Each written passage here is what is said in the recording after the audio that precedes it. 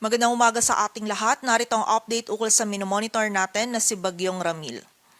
Kaninang 2 a.m. ay nag-intensify na into a tropical storm si Bagyong Ramil. Huling namataan yung sentro nito sa layong 305 kilometers silangan ng Huban, Sorsogon. Taglay nito yung lakas ng hangin na 65 kilometers per hour malapit sa sentro at pagbugso ng hangin na umaabot sa 80 kilometers per hour. Ito po ay kumikilos pakanluran sa bilis na 20 kilometers per hour and ngayong araw nga po ay mas mararamdaman na natin yung direct effect nito ni Bagyong Ramil sa malaking bahagi po ng Luzon, kung saan ngayong araw masungit na panahon na po yung mararanasan natin dito sa bahagi ng Camarines Norte, Camarines Sur at sa area din po ng Catanduanes. Samantala may mga pag-ulan na din at bugso ng mga malalakas na hangin na mararanasan dito sa ilang bahagi ng Eastern Visayas, partikular na po yan sa Samar Provinces, maging sa nalalabing bahagi pa ng Bicol Region, dito din sa area ng Quezon, Aurora, Bulacan, Nueva Ecija, maging dito din po sa bahagi ng Quirino,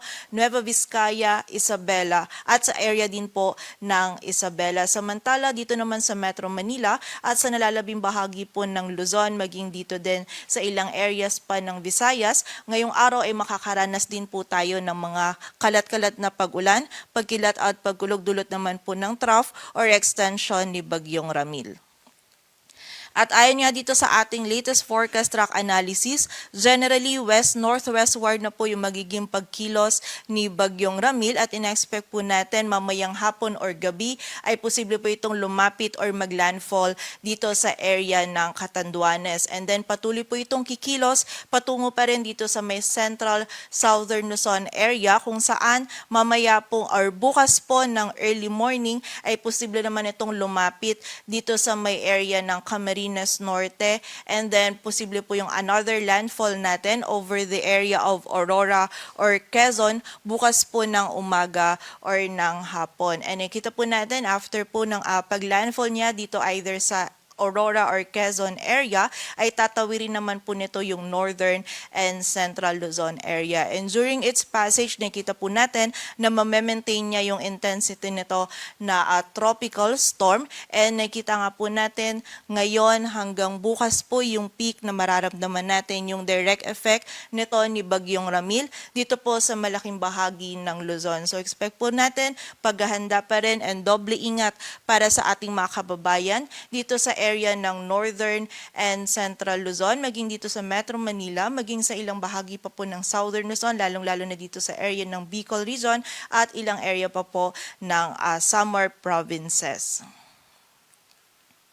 Sa kasalukuyan po, meron tayong nakataas na wind signal number 2 dito sa Camarines Norte, Catanduanes at sa northern portion ng Camarines Sur. Samantala, wind signal number 1 naman sa Cagayan kasama na yung Babuyan Islands, Isabela, Quirino, Nueva Vizcaya, Apayao, Abra, Kalinga, Mountain Province, Ifugao, Benguet, Ilocos Norte, Ilocos Sur, La Union, Pangasinan, maging sa Aurora, Nueva Ecija, eastern portions ng Bulacan, Tarlac at Pampanga, maging sa northern and eastern portions ng Quezon kasama na yung Polillo Islands, sa Camarines Norte, rest of Camarines Sur, Albay, Sorsogon, Burias and Ticao Islands, northern Samar sa northern portion ng eastern Samar, maging sa northern portion ng Samar. Kung saan dito po sa mga areas na nabanggit natin, makakaranas po sila ng mga malalakas na hangin na dala ni Bagyong Ramil. Sa mga susunod po na issuance natin, posible pong magtaas po tayo or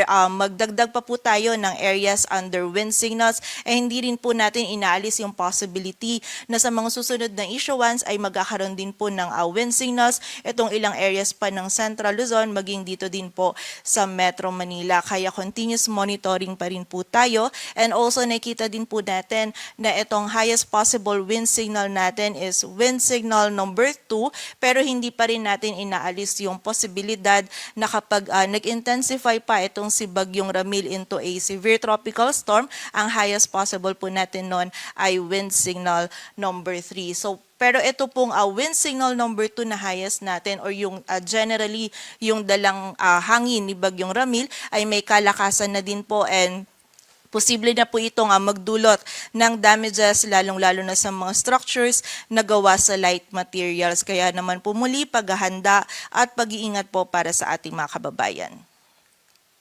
Samantala para naman po sa mga pag-ulan, ngayong araw dama na rin yung mga pag-ulan na dala ni Bagyong Ramil. Mga malalakas po na pag-ulan yung dala nito.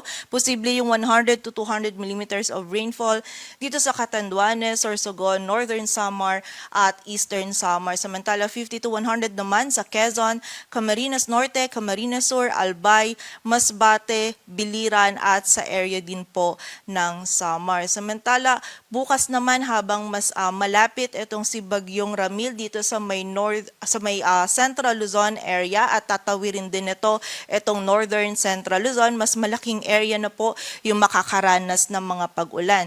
Posible po yung 100 to 200 millimeters of rainfall dito sa Isabela, Aurora, Quezon, Camarines Norte at Camarines Sur, and 50 to 100 naman dito sa Ilocos Norte, Ilocos Sur, sa bahagi din po ng La Union, sa Cordillera Administrative Region, maging dito sa Cagayan, sa Nueva Vizcaya, Quirino, Nueva Ecija, Bulacan, Rizal, dito po sa Metro Manila, sa area din ng Laguna, Catanduanes, maging dito sa Marinduque, Romblon, sa area din po ng Sorsogon, Albay, at dito rin sa area po ng Laguna at Rizal. So, ina-expect po natin by Monday naman ay meron pa rin pong mga pag-ulan. Ito pong by Monday ay nakalagpas na itong si Bagyong Ramil dito sa ating kalupaan. Ngunit posible pong hagip pa rin ng mga malalakas na pag-ulan.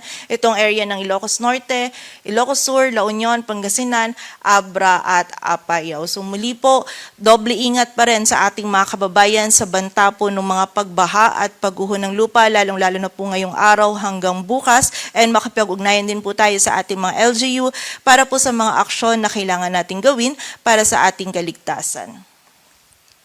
Sa kasalukuyan, meron na din po tayo nakataas na gale warning sa seaboards yan ng Catanduanes, Camarines Sur at Camarines Norte. And sa mga susunod po na issuance natin ay posibleng madagdagan pa po itong mga areas natin na may gale warning.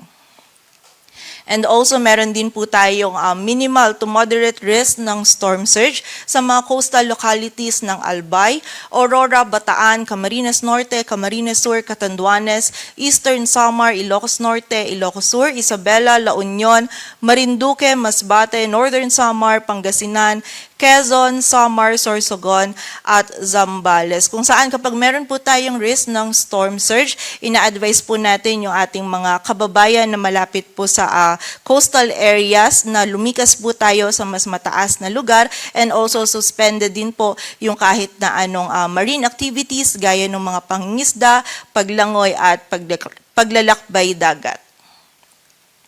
Patuloy po tayo magantabay sa updates na ipapalabas ng Pag-asa. Para sa mas kompletong impormasyon, bisitahin po ang aming website, pag-asa.dowesty.gov.ph at panahon.gov.ph. At yan po muna ang latest dito sa Weather Forecasting Center ng Pag-asa. Grace Castañeda, magandang umaga po.